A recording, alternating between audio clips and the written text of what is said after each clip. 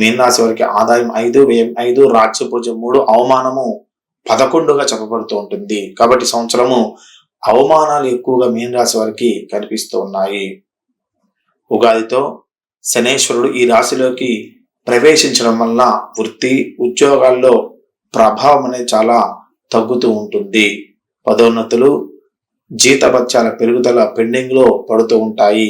అధికమైనటువంటి ఆరోగ్య సమస్యలు మొత్తం కూడా తలెత్తుతూ ఉంటాయి. ప్రతి పనికి కూడా బాగా శ్రమ పడాల్సినటువంటి వర్షము కనిపిస్తూ ఉంటుంది. ఇష్టలేని ప్రాంతాలు బదిలీ కావటము, ఇష్టం లేని ప్రాంతాలు బదిలీ అయి అక్కడ కొన్ని ఇబ్బందులు పట్టడం అనేది జరుగుతూ ఉంటుంది. మిత్రుల వలన డబ్బు నష్టపోవడం జరుగుతూ ఉంటుంది. ఆర్థిక వ్యవహారంలో ఆచితూచి నిర్ణయాలు తీసుకోవాల్సి ఉంటుంది. ఆర్థిక లావాదేవీలకు ఎంత దూరంగా ఉంటే అంత మంచిది. మే 18 రాహు వ్యయ స్థానంలోకి ప్రవేశించడం వల్ల కొద్దిగా వివాదాలు సమస్యలు ఎక్కువగా తలెత్తే అవకాశము కనిపిస్తుంది. కాబట్టి మే 18 నుంచి అక్టోబర్ 18 వరకు చాలా జాగ్రత్తగా సమస్యలకి వివాదాలకు దూరంగా ఉండాలి.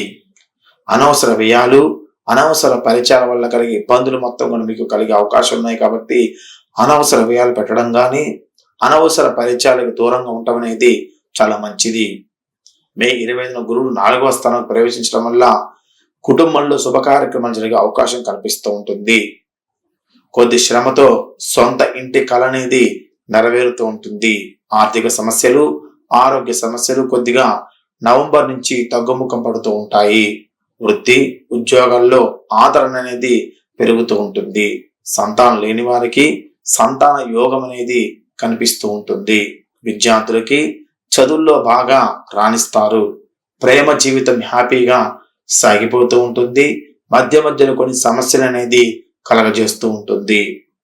ఈ రాశి వారు తరచూ విష్ణు సహస్రనామ స్తోత్రాలు పఠించడం వల్ల శుభఫలితం మొత్తం కూడా కలుగుతూ ఉంటాయి. ఇది విశ్వసనామ సంవత్సరంలో ఉన్నటువంటి మీనరాశి యొక్క ఫలితాలు. ముఖ్యంగా ఈ రాశి ఫలితాలు మొత్తం కూడా గ్రహ గోచారం ప్రకారం మాత్రమే చెప్పడం జరిగింది.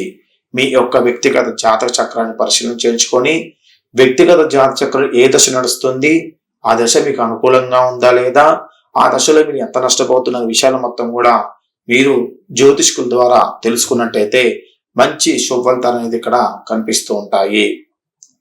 మీ జాతక ప్రశ్నల కోసము 8801623456 నంబర్కి మీరు వాట్సాప్ చేసినట్టయితే మీ జాతచక్ర ప్రశ్నలు చేసి దానికి సంబంధించినటువంటి పరిహారాలు దానికి సంబంధించిన విషయాలు తెలియజేయడం అనేది జరుగుతూ ఉంటుంది.